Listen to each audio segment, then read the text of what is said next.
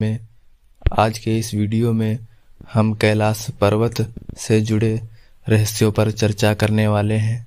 तो चलिए आज के इस वीडियो को स्टार्ट करते हैं। दोस्तों, कैलाश पर्वत का रहस्य आखिर क्यों आज तक इस पर कोई नहीं चढ़ पाया, जबकि माउंट एवरेस्ट 29,000 फीट ऊंचा है और माउंट कैलाश 22,000 फीट। सन 1953 में एडमंड हिलेरी और तेंजिन शेरपा के एवरेस्ट पर फतेह के बाद आज तक लगभग 4,000 लोग एवरेस्ट पर जा चुके हैं, मगर आज तक एक भी इंसान माउंट कैलाश के शिखर को नहीं छू सका है। ऐसी क्या खास बात है कैलाश पर्वत में कि ऊंचाई में एवरेस्ट से छोटा होने के बाद भी इसे कोई फतेह नहीं कर पाया?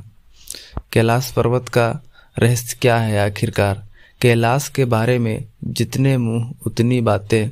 कई कहते हैं ये पहाड़ यहाँ था ही नहीं, इसे बनाया गया है। लोग ये भी कहते हैं कि ये पहाड़ खोखला है, इसके अंदर पूरी दूसरी दुनिया में जाने का रास्ता निकलता है। सन 1999 में रूस के वैज्ञानिकों की टीम 1 महीने तक माउंट कैलाश के नीचे रही और इसके आकार के बारे में शोध करती रही। वैज्ञानिकों ने कहा कि इस पहाड़ की तिकोने आकार की चोटी प्राकृतिक नहीं बल्कि एक पिरामिड है जो बर्फ से ढका रहता है। माउंट कैलाश को शिव पिरामिड के नाम से भी जाना जाता है। जो भी इस पहाड़ को चढ़ने निकला या तो मारा गया या बिना चढ़े वापस लौट आया। पूरी दुनिया ने कैलाश पर्वत को विश्व का आध्यात्मिक केंद्र माना है। हिंदू धर्म में कैलाश पर्वत को शिव का गढ़ यानी घर माना गया है। कहते हैं कि इस पर्वत पर शिव और पार्वती विराजते हैं, मगर इस रहस्यमयी पर्वत का नाम सिर्फ हिंदू धर्म की किताबों में ही नहीं आता। जैन धर्म के अनुयायियों का मानना है कि उनके सबसे पहले तीर्थकर ऋषभनाथ को कैलाश पर्वत पर तत्वज्ञान प्राप्त हुआ था। बौद्ध धर्म के अनुयायी भी मानते हैं कि महात्मा बुद्ध पहाड़ की चोटी पर रहते हैं। तिब्बत के डाओ अनुयायी इस पर्वत को पूरी दुनिया का आध्यात्मिक केंद्र मानते हैं। डाओ धर्म तिब्बत में बौद्ध धर्म से काफी पहले से है। ये कोई संयोग नहीं हो सकता कि एक ही पर्वत को 4 धर्मों के केंद्र में रखा गया है। इन चारों धर्मों को मानने वाले लगभग 1.5 अरब लोग कैलाश पर्वत की महिमा जानते हैं।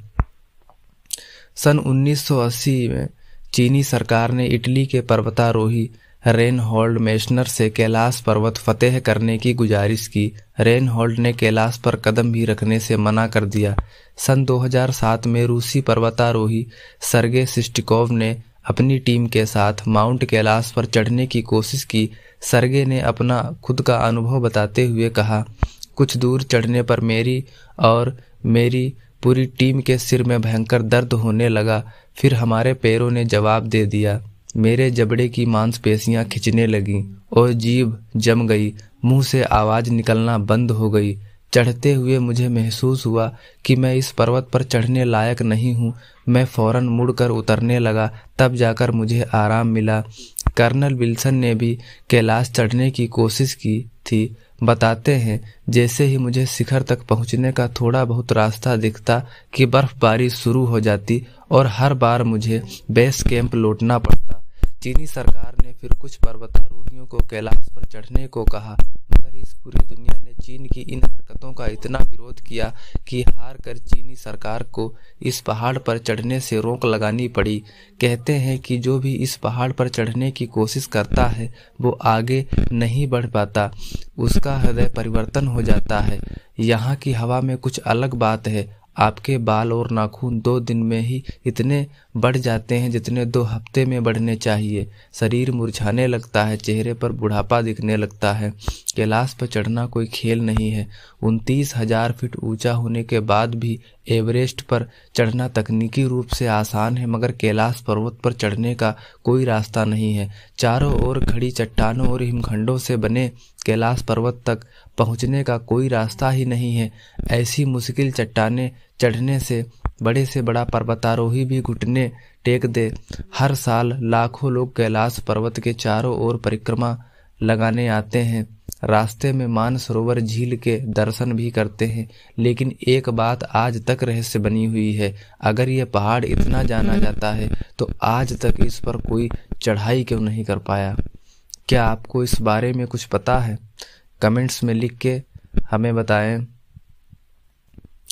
धन्यवाद। वीडियो अच्छी लगी हो तो चैनल को सब्सक्राइब और वीडियो को शेयर